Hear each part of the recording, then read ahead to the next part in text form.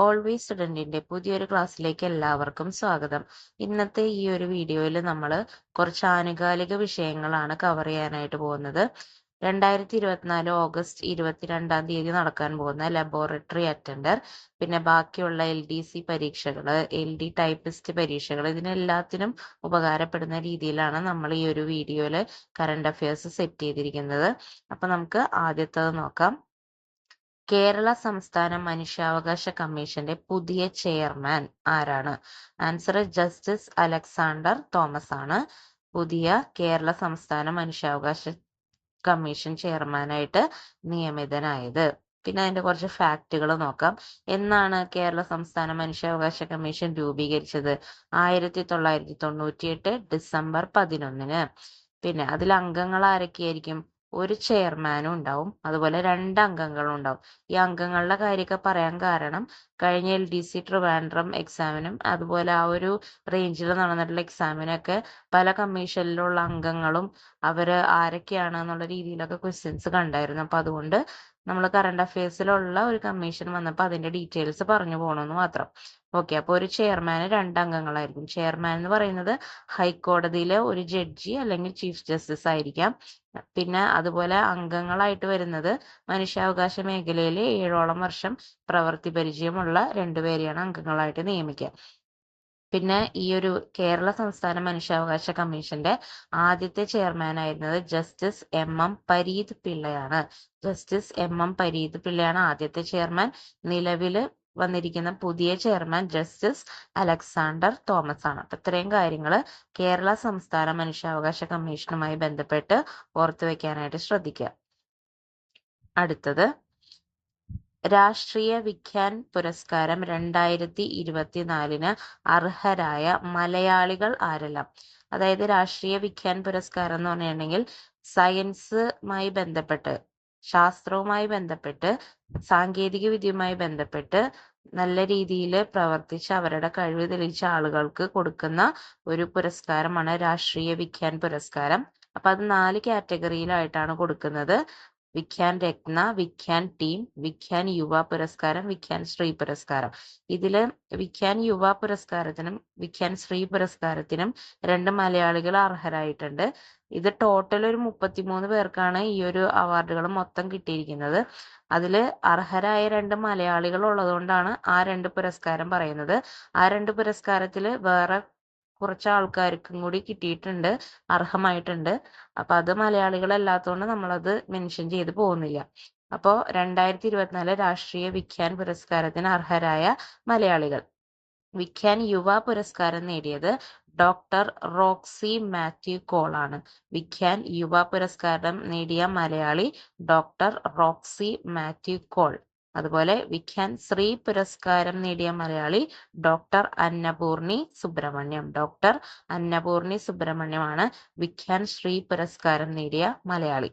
ഇനിയിപ്പോ ഇതിൽ പ്രധാനമായിട്ട് നിങ്ങൾ ഓർത്തു വെക്കേണ്ട മറ്റ് 2 പുരസ്കാര ജേതാക്കള് വിഖ്യാൻ രത്നയും വിഖ്യാൻ ടീമുമാണ്.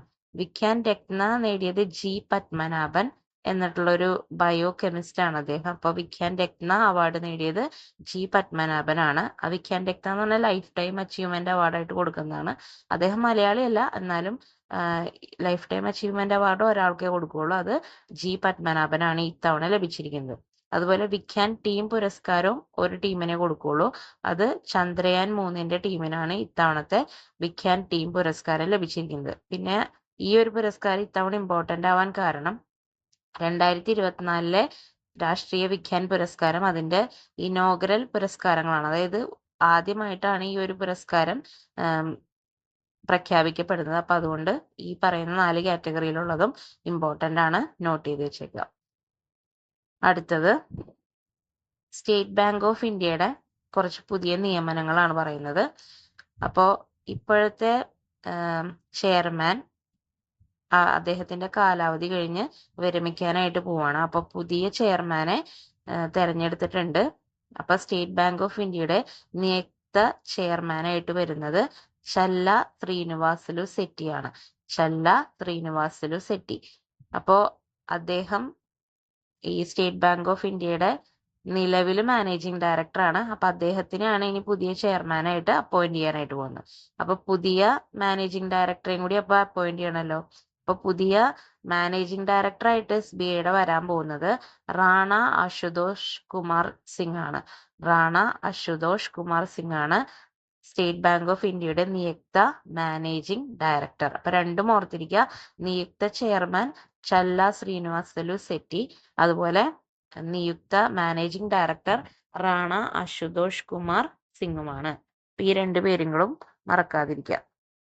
അടുത്തത് ഹമാസുമായി ബന്ധപ്പെട്ടിട്ടുള്ള കുറച്ച് വാർത്തകൾ നിങ്ങളിപ്പോ ന്യൂസിൽ കാണുന്നുണ്ടാവും. ഹമാസ് എന്ന് പറയുന്നത് പലസ്തീൻ കേന്ദ്രീകരിച്ച് പ്രവർത്തിക്കുന്ന ഒരു രാഷ്ട്രീയ തീവ്രവാദ സംഘടനയാണ്. അപ്പോൾ അതിന്റെ ഒരു മേധാവി അല്ലെങ്കിൽ അതിന്റെ ഒരു നേതാവ് അടുത്തിടെ ഇറാനിൽ വെച്ച് കൊല്ലപ്പെട്ടിട്ടുണ്ടായിരുന്നു. അദ്ദേഹത്തിന്റെ പേരെന്താണെന്നാണ് പറയുന്നത്. ഇറാനിൽ വെച്ച് കൊല്ലപ്പെട്ട പലസ്തീനിയൻ സംഘടനയായ ഹമാസിന്റെ നേതാവ് ഇസ്മയിൽ ഹനിയെയാണ് ഇറാനിലെ ടെഹ്റാനിൽ വെച്ച് കൊല്ലപ്പെട്ട പലസ്തീനിയൻ സംഘടനയായ ഹമാസിന്റെ നേതാവ്. അപ്പോ അദ്ദേഹം കൊല്ലപ്പെട്ടതിന് ശേഷം ഹമാസ് അവരുടെ പുതിയ മേധാവിനെ ഡിക്ലെയർ ചെയ്തിട്ടുണ്ട്. അപ്പൊ ഹമാസിന്റെ പുതിയ മേധാവിയായിട്ട് വന്നിരിക്കുന്നത് യഹ്യ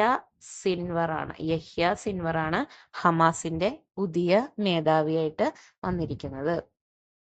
അടുത്തത് ഫിജിയുമായി ബന്ധപ്പെട്ട കുറച്ച് വാർത്തകൾ ഈ അടുത്ത് കണ്ടിരുന്നു. അതിന്റെ കാരണം നമ്മുടെ രാഷ്ട്രപതിയായിട്ടുള്ള ദ്രൗപദി മുർമു ഈ ഒരു രാജ്യം സന്ദർശിച്ചിരുന്നു. അപ്പൊ ഈ ഒരു രാജ്യത്തിന്റെ പ്രത്യേകത തെക്കൻ ശാന്തസമുദ്രത്തിൽ കാണപ്പെടുന്ന ഒരു ദ്വീപ് രാജ്യമാണ് ഫിജി. ശാന്തസമുദ്രം എന്ന് പറഞ്ഞാൽ പസഫിക് ഓഷ്യൻ. അപ്പൊ തെക്കൻ ശാന്തസമുദ്രത്തിൽ കാണുന്ന ഒരു ദ്വീപ് രാജ്യമാണ് ഫിജി. അപ്പൊ ആ ഫിജിയിൽ ആദ്യമായിട്ട് സന്ദർശിച്ച ഇന്ത്യൻ പ്രസിഡന്റ് ആണ് ആര്? നമ്മുടെ ഇപ്പോഴത്തെ പ്രസിഡന്റ് ആയിട്ടുള്ള ദ്രൗപദി മുർമു. അപ്പൊ തെക്കൻ ശാന്തസമുദ്രത്തിലെ ദ്വീപ് രാജ്യമായ ഫിജി ആദ്യമായി സന്ദർശിച്ച ഇന്ത്യൻ രാഷ്ട്രപതി ആര്? ആൻസർ ദ്രൗപദി മുർമു. അപ്പോ ദ്രൗപദി മുർമു അവിടെ സന്ദർശിച്ചപ്പോൾ അവിടുത്തെ പരമോന്നത സിവിലിയൻ ബഹുമതി അവർക്ക് നൽകുകയുണ്ടായി. ആ ഒരു ബഹുമതിയുടെ പേര് companion of the order of Fiji എന്നാണ്. ദ്രൗപദി മുർമുവിന് ലഭിച്ച ഫിജിയുടെ പരമോന്നത സിവിലിയൻ ബഹുമതി companion of the order of Fiji. ഇത് രണ്ടും നോട്ട് ചെയ്യാം. നെക്സ്റ്റ്, ഈ അടുത്തിടെ വയനാട്ടില് ഉരുൾപൊട്ടലും ലാൻഡ് സ്ലൈഡും ഒക്കെ കാര്യങ്ങളൊക്കെ ഉണ്ടായത് നിങ്ങൾ എല്ലാവരും അറിഞ്ഞതാണ്. അപ്പോൾ കുറച്ച് മാസങ്ങൾക്ക് മുൻപ് ISRO ഒരു ലാൻഡ് സ്ലൈഡ് അറ്റ്ലസ് പുറത്തിറക്കിയായിരുന്നു. അപ്പൊ അതുമായി ബന്ധപ്പെട്ട കുറച്ച് ഡീറ്റെയിൽസ് ആണ് നോക്കുന്നത്. കാരണം ഇപ്പോൾ വയനാട്ടിലെ ലാൻഡ് സ്ലൈഡ് നടന്നത് കാരണം ഈ ഒരു അറ്റ്ലസിന് കുറച്ച് ഇമ്പോർട്ടൻസ് ഉണ്ട്. അപ്പൊ അത് നോക്കാം. ISRO പുറത്തിറക്കിയ ലാൻഡ് സ്ലൈഡ് അറ്റ്ലസിൽ ഇന്ത്യയിൽ ഉരുൾപൊട്ടൽ ഉണ്ടാകുന്ന 19 സംസ്ഥാനങ്ങളുടെ പട്ടികയിൽ കേരളത്തിന്റെ സ്ഥാനം എത്രയാണെന്ന്. കേരളത്തിന്റെ സ്ഥാനം വരുന്നത് 6ആണ്. അപ്പോ ISRO പുറത്തിറക്കിയ ലാൻഡ് സ്ലൈഡ് അറ്റ്ലസില് 19 സംസ്ഥാനങ്ങളുടെ പട്ടികയാണ് ഉള്ളത്. അതിൽ കേരളത്തിന്റെ സ്ഥാനം 6ാമതാണ്. പിന്നെ അപ്പൊ അതിൽ ഏറ്റവും കൂടുതൽ ലാൻഡ് സ്ലൈഡ് ഹോട്ട്സ്പോട്ടുകൾ ഉള്ള ഇന്ത്യയിലെ സംസ്ഥാനം ഏതാണ്? മിസോറാം ആണ്. ഇന്ത്യയിൽ ഏറ്റവും കൂടുതൽ ലാൻഡ് സ്ലൈഡ് ഹോട്ട്സ്പോട്ട് ഉള്ള സംസ്ഥാനം മിസോറാം ആണ്. സൗത്ത് ഇന്ത്യയിൽ വരികയാണെങ്കിൽ അഥവാ ദക്ഷിണേന്ത്യയിൽ വരികയാണെങ്കിൽ ഏറ്റവും കൂടുതൽ ലാൻഡ് സ്ലൈഡ് ഹോട്ട്സ്പോട്ട് ഉള്ളത് കേരളത്തിലാണ് എന്നുള്ളതും ഓർത്തിരിക്കുക. ഇതൊക്കെ ഈ ഒരു ISROയുടെ ലാൻഡ് സ്ലൈഡ് അറ്റ്ലസിൽ പറഞ്ഞിരിക്കുന്ന വിവരങ്ങളാണ്. നെക്സ്റ്റ്, ദുരന്ത നിവാരണ ഇൻഷുറൻസുമായി ബന്ധപ്പെട്ട ഒരു ഡീറ്റെയിൽ ആണ് പറയുന്നത്. അതായത് ദുരന്ത നിവാരണ ഇൻഷുറൻസ് എന്ന് പറഞ്ഞിട്ടുള്ള ഒരു കോൺസെപ്റ്റ് ആദ്യമായിട്ട് ഇന്ത്യയിലെ ഒരു സംസ്ഥാനത്ത് നടപ്പിലാക്കാൻ പോവുകയാണ്. അപ്പൊ അത് നടപ്പിലാക്കുന്നത് SBIയുടെ ജനറൽ ഇൻഷുറൻസുമായിട്ട് ചേർന്നിട്ടാണ് ആ പരിപാടി നടക്കാനായിട്ട് പോകുന്നത്. അപ്പൊ അത് നടപ്പിലാക്കുന്ന ഇന്ത്യൻ സംസ്ഥാനം നാഗാലാൻഡ് ആണ്. നോക്കുക, SBI ജനറൽ ഇൻഷുറൻസുമായി ചേർന്ന് ഇന്ത്യയിൽ ആദ്യമായി ദുരന്ത നിവാരണ ഇൻഷുറൻസ് നടപ്പാക്കുന്ന സംസ്ഥാനം. ഉത്തരം നാഗാലാൻഡ്. നെക്സ്റ്റ്, ഓപ്പറേഷൻ ഗുവാപ്പോ എന്ന് പറഞ്ഞിട്ടുള്ള ഒരു കാര്യമാണ്. അത് നിങ്ങൾ കേട്ടിട്ടുണ്ടാവും ചിലപ്പോ. അതായത് കേരളത്തിലുള്ള 10-21ഓളം സെലിബ്രിറ്റി മേക്കപ്പ് ആർട്ടിസ്റ്റുകളുടെ വീട്, സ്ഥാപനം അവിടെയൊക്കെ എന്ത് ചെയ്തു? GST വകുപ്പിന്റെ ഇന്റലിജൻസ് വിഭാഗം ഒരു റെയ്ഡ് നടത്തി. ആ റെയ്ഡിന് അവരിട്ട പേരാണ് ഓപ്പറേഷൻ ഗുവാപ്പോ എന്ന്. ഓപ്പറേഷൻ ഗുവാപ്പോ കേരളത്തിലെ സെലിബ്രിറ്റി മേക്കപ്പ് ആർട്ടിസ്റ്റുകളുടെ വീടുകളിലും സ്ഥാപനങ്ങളിലും സംസ്ഥാന ചരക്ക് സേവന നികുതി വകുപ്പ് ഇന്റലിജൻസ് വിഭാഗം നടത്തിയ റെയ്ഡാണ് ഓപ്പറേഷൻ ഗുവാപ്പോ എന്ന പേരിൽ അറിയപ്പെടുന്നത്. അടുത്തത് ഖൻവർ നട്വർ സിംഗ്. അത് നിങ്ങൾ കേട്ടിട്ടുണ്ടാവും അദ്ദേഹത്തിനെ കുറിച്ച്. ഇന്ത്യയുടെ മുൻ വിദേശകാര്യ മന്ത്രിയായിരുന്നു, അതുപോലെ ഒരു IFS ഉദ്യോഗസ്ഥനായിരുന്നു. അദ്ദേഹം ഈ അടുത്തിടെ അന്തരിച്ചു. അപ്പൊ അദ്ദേഹത്തിന്റെ ആത്മകഥയുടെ പേരെന്താണ്? One life is not enough. One life is not enough. അത് ആരുടെ ആത്മകഥയാണെന്നും ചോദിക്കാം. ആരുടെയാണ്? നട്വർ സിംഗിന്റെ ആത്മകഥയാണ്. അടുത്തിടെ അന്തരിച്ച ഇന്ത്യയുടെ മുൻ വിദേശകാര്യ മന്ത്രി നട്വർ സിംഗിന്റെ ആത്മകഥ one life is not enough. അദ്ദേഹത്തിന്റെ ഫുൾ നെയിം ആണ് ഖൻവർ നട്വർ സിംഗ്. നട്വർ സിംഗ് എന്നാണ് കോമൺലി അറിയപ്പെട്ടിരുന്നത്. അപ്പൊ ആത്മകഥയുടെ പേര് one life is not enough എന്നുള്ളതാണ്. അപ്പൊ ഇത്രയാണ് ഈ ഒരു ക്ലാസ്സിൽ നമ്മൾ കവർ ചെയ്യുന്നത്. അപ്പൊ നമുക്കിനി ബാക്കി അടുത്ത ക്ലാസ്സിൽ നോക്കാം. നിങ്ങൾക്ക് ഈ വീഡിയോ ഹെൽപ്ഫുൾ ആയെങ്കിൽ ചാനൽ ഒന്ന് സബ്സ്ക്രൈബ് ചെയ്ത് സപ്പോർട്ട് ചെയ്യുക. അപ്പൊ അടുത്ത വീഡിയോ ആയിട്ട് കാണുന്നവരെ എല്ലാവർക്കും താങ്ക്സ് ഫോർ വാച്ചിങ്.